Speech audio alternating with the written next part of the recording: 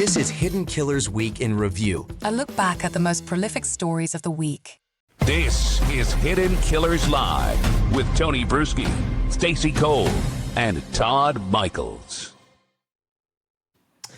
We are standing at the edge of something this country has never seen before. The Epstein files aren't just going to be debated anymore. They're going to be released. Entire vaults of documents, names, maybe. We're still wondering about that part.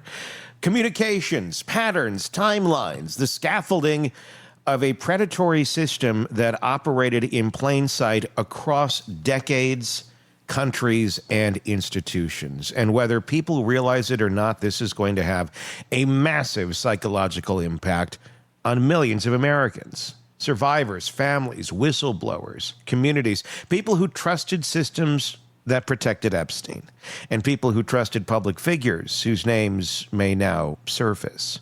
This isn't just a legal moment, it's an emotional one, a destabilizing one, a vindicating one, and in some ways, a traumatic one. Because when you open a vault like this, you don't just expose wrongdoing. You expose the mechanisms that allowed it. You expose enablers. You expose the fragility of trust. You expose how predators manipulate power structures, institutions, and social vulnerabilities. So today we're going deeper than headlines. We're going into the psychology, into the individual psychology, the institutional psychology, the national psychology of what happens when an entire country is forced to confront one of the darkest open secrets of our time. Joining us, psychotherapist and author Shavaun Scott, who spent many, many years studying human trauma, predators like this, institutional betrayal, and the psychological fallout of large-scale abuse networks. We're going to be digging into all of this topic, as deep and dark as it is today. Shavaun, welcome. Let's start here. Why do moments like this create the feelings that they do in our society? Well, right now you have, in some people, adulation, you have relief, and some you have panic. It's a very weird feeling out there right now with folks all over the board, if you will. Yeah, I think people are confused. Number one, it affects our core beliefs about who is our country and who runs our country, and the core beliefs about justice and, are people safe? It's destabilizing, just, overall. People are shocked, or a lot of people are in denial, saying it can't be true. But I think right now we really need to know what happened and deal with the difficult emotions that come with that, and then take action to get back on course. What do you think we're in for here? We obviously we've been seeing bits and pieces dropped over time in the last week or two. We've seen some pretty big chunks drop, but that's nothing compared to what they're saying are terabytes of information that will be released. That's a lot of information to get through in general, and then everybody's going to start digging, and I think we'll start seeing new headlines for quite some time as people dig deep into this. But what do you think we're about to see? Is this going to be like a national trauma of some sort? Do you think we're in for some massive names and people that were once beloved? Maybe that's going to change. What's your impression? It's kind of ambiguous at this point, because there has been some buzz that the material is now being scrubbed and altered. And so I hope that it's not. I hope that we get reality, because we really need that kind of transparency in order to be able to look at what changes do we make in the way the system operates and how we view these elite people at the top who are capable of doing such terrible things. Do you feel like there are a lot of women and even men out there that have who have been abused, let's put it that way, I'm just going to say that, that this is going to traumatize them? and the survivors who are in their periphery, it's going to traumatize them, that there's going to just be this national re-traumatization, if you will, that things that have happened in our past, now it's just, we're just being traumatized over and over, even though we need to know this. How do we get through this if we've been there before and now it's plastered all over TikTok, it's on Facebook, it's on Instagram, it's on the news, it's everywhere. We cannot avoid this. Yeah. I think it'll be a mix of re-traumatization on one level, but also validation, because one of the key problems that survivors of abuse have is that they feel isolated, they feel tainted, they feel that somehow it's their fault. And when they learn that, you know what, this is common, this happens to a lot of people, I think it takes the lid off the box of things that they've been holding inside. And it can be difficult in the short term, but ultimately, I think it helps a lot of people. And people will go into therapy, they'll find survivor groups. And I can see that already happening because people are saying, you know, there are things that I've buried that I really want to deal with. So I hope overall it has a positive impact, even though people do need to dose it. Just like we do with all political news, which is so hostile and contentious, we can't be absorbed in it all the time. But I think with dosing it and taking the lid off the box of our own histories and then seeking support, I think it can turn out to be a good thing. Do you think it's going to have the same effect like the Me Too movement? Do you think it's like phase 2 of that? That's a really good point. That's a really good way to put it. I think so. Are we going to do a better job with questioning the elite and taking action more quickly when there are rumors, not going soft on them in the criminal justice system, not using politicians, you know, for favors? And I hope it helps us move in the right direction and do a better job of protecting kids. I was wondering almost the exact same thing. So I was thinking of Me Too, Stacey, and I was thinking, is that obviously, it started with accusations against a few people, and then it had a collective effect. There was this, all different cases that are completely unrelated to one another. People started talking. I'm wondering if we're going to see this again, if we're going to see that coming out of individuals having the confidence to do so because of the collective revealing of people like this right now. There's power in numbers. Yeah, if we're going to see that take place. What's your thoughts on something like that happening again? Either that was a pretty big movement in the first round, but I'm wondering, are we going to see something just as big, if not bigger? I think so, because as much as this kind of crime against children has not been talked about, there's a lot of it. And it goes on at all levels of society, as we're seeing. And one of the most healing things for people who have been victims is to be in a group and to sense that camaraderie and the fellowship that they feel. And that helps so much with the stigma that they've carried and the self-blame. So I hope it goes in that direction. It's going to be very fascinating to see where that all falls. The perpetrators, if their names are revealed, which will be interesting because, we're all seeing and kind of holding our breath if they're going to scrub it for national security purposes. I think the folks out there that have something to be concerned about are probably fairly concerned. But what about the survivors themselves as well? When this comes out, if they are named in this, or even if they're not, having pieces of their life, chapters of their life thrown out there to the public, and not that it's their fault by any means, but people do hold shame. People hold moments that they're not happy about because it was traumatizing for them. And now it's all out in the open, or will be all out in the open. Let's talk about that angle for a little bit and what they're going to be going through.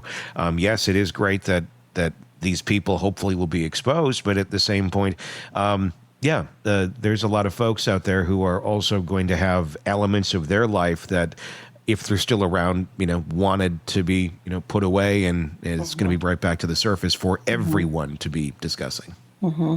And that's the hard part. For many victims, they're not as concerned about their anonymity, but those are the names that I think should be scrubbed, certainly from any public exposure, just as we, when kids are molested or assaulted in the home, we publish the names of the perpetrators, but not the victims. And they should be the ones to have control. Some of them do want to come out and tell their story, just as Virginia Giuffre has done. And that can be very healing for them to feel like, you know what, I don't need to carry the shame here. But it certainly will throw a lot of people back into symptoms of their chronic PTSD. And that's something, again, do we have enough therapists to be available to support people through that? I hope so. Yeah. Comment from Gen Z 367. I also think in regards to people being ashamed of coming forward, there may be some that suppressed everything. And this is now bringing up a lot of that was pushed down. So a lot of PTSD, which is what you just mentioned, Shavaun. Yeah. Yeah. Why do you think it is that the Epstein case activates such a strong emotional response nationally, where obviously in the big scale of things, this is, a certain number of people who were involved and certainly affected. But compared to obviously the whole population, I mean, there's not a lot of people who have exact personal ties to this, but is it the relatability? Is it because even if you weren't directly affected by Jeffrey Epstein, the behavior like this is reminiscent of other individuals in people's lives? Definitely. It brings up their own experiences with, and it may not even be the sexual component of it, but people who have been abused in various ways and the power imbalance, that's also triggering and can set off responses. And I think for the culture as a whole, when you hear about all the way to the top, the highest level of political involvement that's been alleged here, it really shakes people's ability to trust the system and to trust that people in the government are, working in our favor if they will abuse children in this way. Well, and what kind of a culture do we have where we doubt our victims? We doubt when somebody says this happened to me. And I've heard from surprisingly a lot of women who are doubting these victims. And I just kind of do a double take, like, really? Really? Do you think somebody is going to talk about something so traumatic and horrific and make it up? And yes, there are those that will fabricate something like this, but for the majority, I really believe that these people are telling the truth. So it's really disheartening to hear, especially women, placing blame and not believing these victims. It makes it scarier for anybody to come out in the future. It definitely does. And that's a problem we've had in this country forever. Well, probably everywhere in the world, is the tendency to blame the victim. On some level, it makes people feel safer that, well, I'm not the kind of person that this would happen to, so I don't need to worry about it. So all these other women, they've done something, or young girls, they've done something to cause this. I mean, I've worked with pedophiles in the past who talked about, well, this was a very seductive, my daughter was a very seductive 6-year-old. And it just goes with this kind of predatory thinking that the victim's poor judgment, or if she hadn't been drinking, or if he hadn't have put himself in that crowd at that party, this wouldn't have happened. And it makes people feel safer that they're, not that kind of person, so it's not going to happen to them. The other thing that I think we're running into now, because the country has been so divided into political tribes, and when they hear that their hero is implicated in some way, they immediately go into denial and attacking the victim that's making the allegations. But we've seen our heroes fall before, haven't we? Yeah, I would think so, but I don't know if it's to this degree when you're taking it as high as this goes. And that's what I wonder about is how are even when this all comes out, are people going to believe it? If it implicates people that they don't want to believe could be monstrous. I mean, it's not a secret that, some of these people that are out there, I can think of many on both sides, of both political leanings, that the answer is probably yes, very monstrous. And if information comes out about them, not going to be shocked by it. But you're still going to have people that are going to sit there and pretend that that's just not true. It can't be, because it challenges their worldview to such an extent that they're not gonna process it. I mean, and let me ask you, when somebody is like that, are they choosing that? Are they choosing not to accept those sort of things, or is it kind of one of those, they're not capable of doing this? It's just their brain is not going to process it. Like some folks don't have empathy, or some just not capable of really being able to process things certain ways without utter total mental breakdown. Yeah, I think there's probably more of the second, that their denial is just so intense, because in order to acknowledge that their fearless leader, their hero, is a sexual predator, that would shake their identity, because they're seeing this as an example. Their person was sent by God. And there are a lot of people who believe that about one specific person at the top, that he is sent by God. And I think video could show up of that person doing something with a child, something vividly violent or sexual. And folks would still see it and say, this is a scam. This is, a conspiracy. This never happened. This is AI. And so there's a certain percentage of people that are simply not going to accept it. And I do think that's a defense mechanism. It would shatter their world to see the truth. Bending the rules of reality is really what it is. We're talking with Shavaun Scott about the Epstein, the cover-up, and now the release of the files as they will be released now. We'll see as to what extent in the coming days, weeks, months. Who knows how long it's going to take for all this. I don't anticipate a fast drop, but who knows? Anything is possible. Bending the rules of reality seems to be what a lot of people are doing right now in the lead up to this. We've heard a lot of discussions, people talking about, especially when it gets political, and I'm not going political here at all, because I don't care what side you're on. If you're a horrible person, you've done this shit, you need to burn. Yep. And that's it. To me, there's nothing political about this. I'm not more excited when I hear a member of this party might be on it, or a member of that party. It's like, okay, great, bring them all up. Take them down. Take them down. Yep. But we're starting to see a lot of rationalizing of weird things right now, and I don't know what to make of it, and I don't know that it's all being done intentionally. I want to bring up what was said last week, and she's getting a lot of kickback for it, Megyn Kelly, when she was talking about some of her knowledge of the case from a source that she has. But doubling down on, there's a big difference, and if anybody has not seen the clip, go watch the whole clip. Doubling down on, there's a big difference between a 5-year-old and a 15-year-old when it comes to predatory behavior towards a child, and not just, is a 5-year-old, does they look different of course, that's who would even ask the question. It's like, is the sky blue? Yes, one is older than the other. But it doesn't make a damn bit of difference, I would think, to most people, if there is a predator that's trying to have a sexual relationship with the 5 or the 15-year-old. Same amount of wrong right there. Wrong, no, there's no ifs, ands, or buts about it.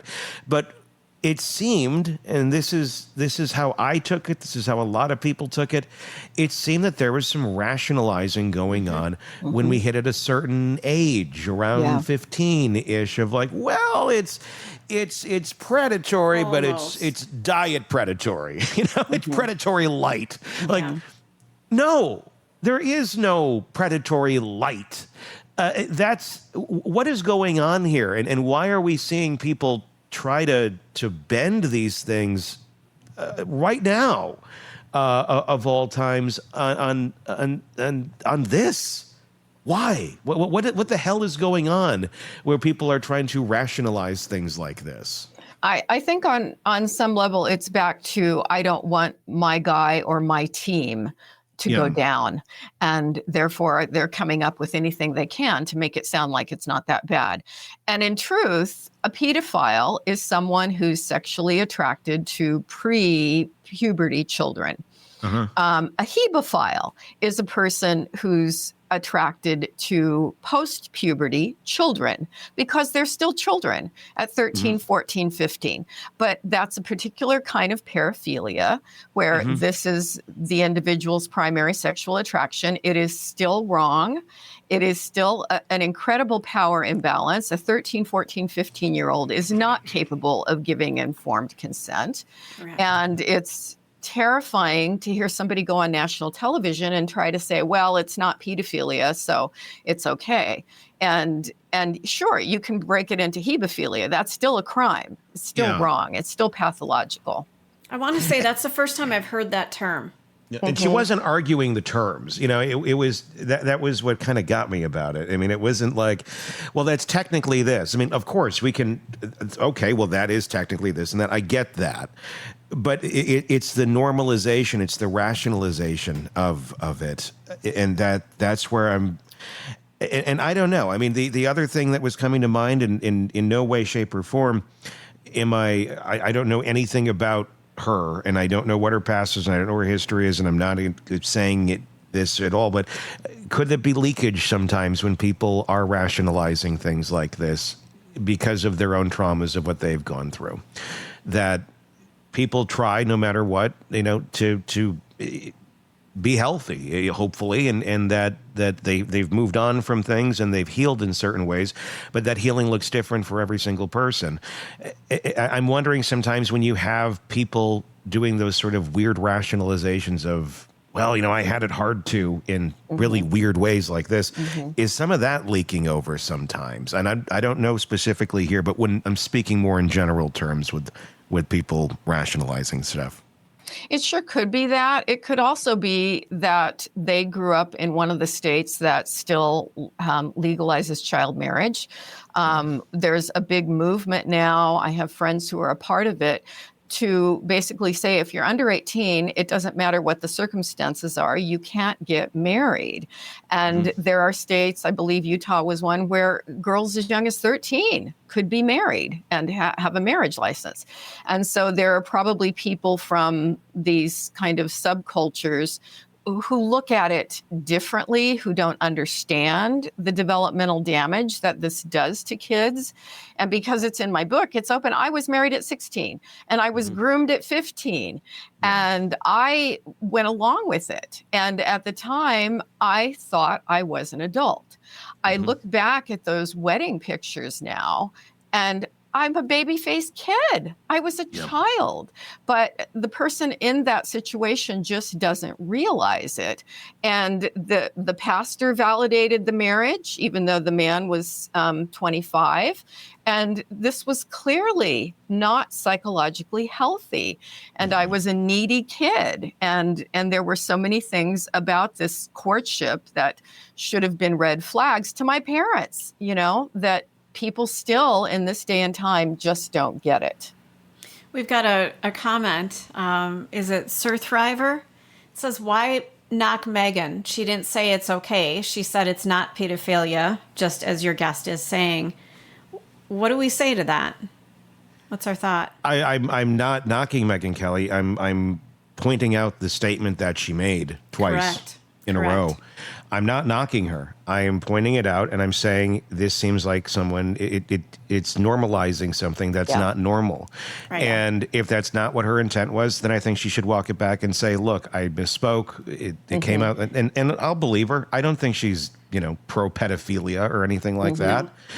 But but our words matter, and if it means nothing and it was a misspeaking, then it's a misspeaking. Okay. But it's been a week and 2 days now? It's been more than a week. It was doubled down on. It was just, I was weird. It was weird. And a 15-year-old is not okay. So anybody who's, why are you knocking? I'm not knocking. It's not normal. And it's okay to point that out. And we need to point that shit out. Thank you for Not saying she's a horrible person, not saying, just saying that's not an okay thing to say. So walk it back. That's all. Thanks, Tony. Yeah. So it's weird. It's weird seeing the rationalizing and the place that we've gotten into in this country on this topic and where it's heading. What else do we have in the comments right now? Let's see. Gen Z 367 says, I'm wondering what hold Epstein had on the people that were invited to his home with the young girls. If those people got there and then realized this is wrong and had a really bad situation, what were the consequences for that person with Epstein? I think Robin had covered that they, just by walking into those situations, now they were under the thumb. There was no way for them to back out, and control was had at this point. So it turns into a whole power struggle that once you walk into these situations, you can't get out of it. Now you are guilty. You are there. You are part of this. They're recording it. They've got evidence that you're there. You're screwed. So I want to talk more, Shavaun, about your experience too. And this is her book, Nightbird. It's out right now wherever you get books, and goes into your experiences, in great detail of being, at that age, because what people are so coldly, the way they're looking at so many of the survivors and the victims, and you hear, well, she all the excuses. She should have done this. She should have done that. She should have been this. She should have been that. And it's a lot of blaming them for being in the scenarios that they're in. But when you're in that sort of an environment where everyone around you is saying this is normal, and they're older than you, and they're adults, and they're the people that, should be, hopefully having your best interest at heart. It's nearly impossible to see how strange things may be unless you get out of that cage, especially when religiosity is mixed into it as well. Can you speak to that at all? Yeah, somebody who reviewed my book recently used a term that I thought was very apt, and it certainly fits for these girls. And Virginia Giuffre went into it in great detail in her most excellent book. Affectionately dehydrated. And I think when you come from a childhood, whether you have that kind of abuse or not that she experienced, I did not as a kid, but when you don't feel loved and you don't feel cared for, and people really aren't connected to you and supportive of you, you grow up as a young person desperate for that sip of water, right? You're dehydrated, and somebody comes along and pays you attention. And even if they're using you or abusing you, that attention is overwhelmingly wonderful. And you become very trauma bonded to them. You develop loyalty toward them. You feel like they love you. You feel like you love them. And you don't realize that you deserve better than what's happening to you. You don't have a radar for, this is wrong. I need to get out of this. They don't realize it. And this may be for many the first time that they feel cared for. And it's the way that a deprived child has this sense of self that they're not worth more. And then they get attention. If they're getting attention for their sexuality, for their bodies, they just feel like, well, that's what I'm worth. And that's what's there for. And then in my case, you combine the religiosity with this is what God wants. And you've been raised to follow the Bible, and this is what God wants. And I'm told that God has given messages and the pastor is supportive of this. That's another layer to it. Yeah. So you're feeling in your gut that this isn't right, but there's nothing you can do about it because your environment says this is exactly as it should be. And I think for me and for many of them, they don't even have that radar in their gut that says this isn't right. What they're experiencing in their gut is, this is the first time I felt important. This is the first time I felt valued. And so it feels very wrong.